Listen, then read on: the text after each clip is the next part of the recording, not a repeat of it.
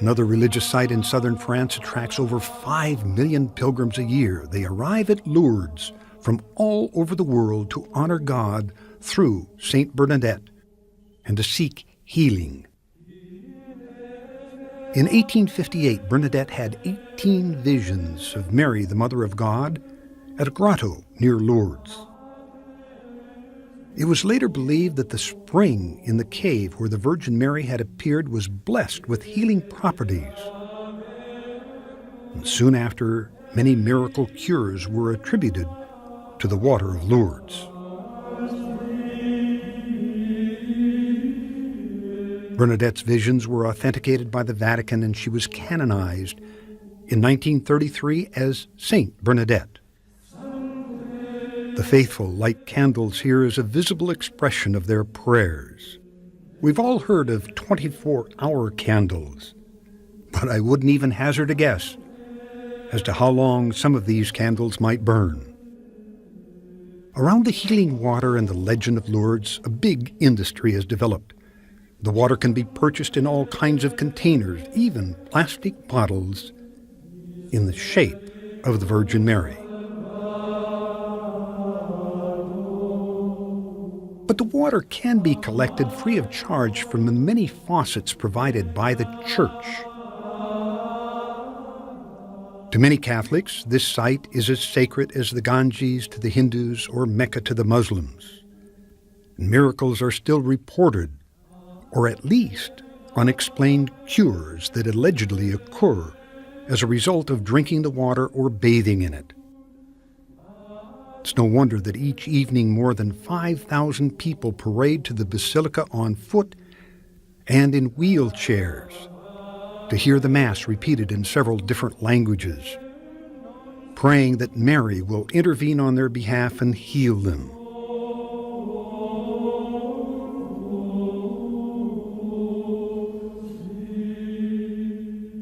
Religious beliefs are also a reason for pilgrims to come to Rocamadour, whose buildings cling precariously to the cliff. It owes at least a part of its charm to the tenacious attempts by its medieval inhabitants to attract pilgrims. During this period, several important pilgrimage sites attracted not only pilgrims, but their money as well. Along the major pilgrim routes, shrines developed with their own relics of saints in hopes of benefiting from the salvation business and the money that the tourists brought to town. The monks and the elders of this settlement decided to lay claim to Roland's sword, but this seemed to be of little interest to the pilgrims. Then the locals uncovered a body near the shrine of the Black Virgin and proclaimed it to be the body of a saint. Still the pilgrims didn't come, but finally the Inquisition solved the problem of pilgrim scarcity. The Inquisition proclaimed that as a penance for their sins, individuals could receive a special dispensation by climbing the difficult 216 steps from the base of the cliff to the upper shrine, where they would receive a certificate to take back to their local bishop. But pilgrims and tourists don't have to climb now. They can take an elevator up and down, especially to get to that superb sausage shop. Another city in southern France owes its fame to that period called by some religious writers the Second Babylonian Captivity. This happened when Pope Clement V fled with his court to Avignon during the political upheaval in Rome.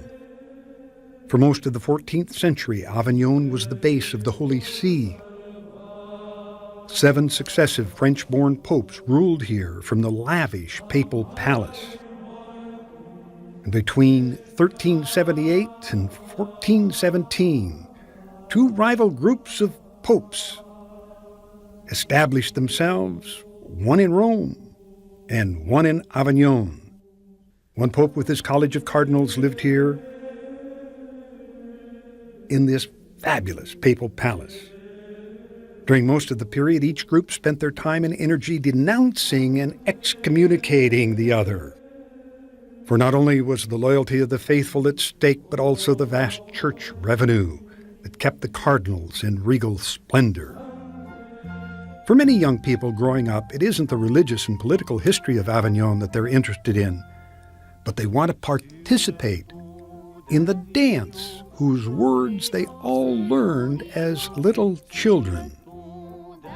And here they dance, not on the bridge of Avignon, but in front of the papal palace. Et puis encore comme ça. Sur le pont d'Avignon, l'on y danse, l'on y danse. Sur le pont d'Avignon, l'on y danse tous en rond. Les belles dames font comme ça, et puis encore comme ça.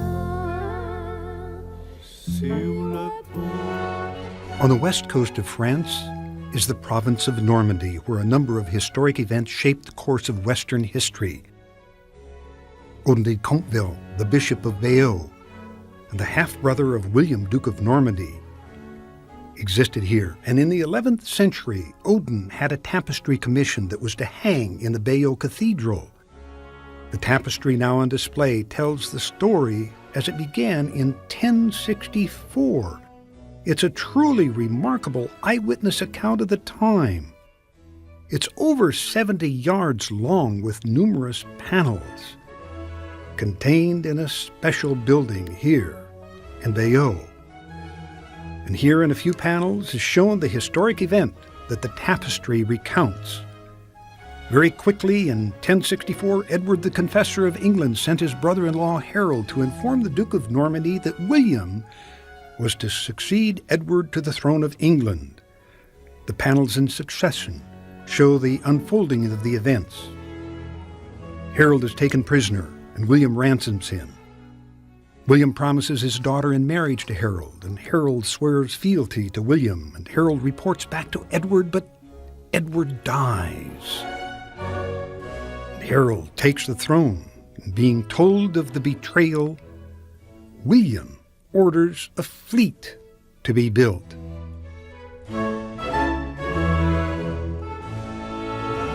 The ships then set sail for England,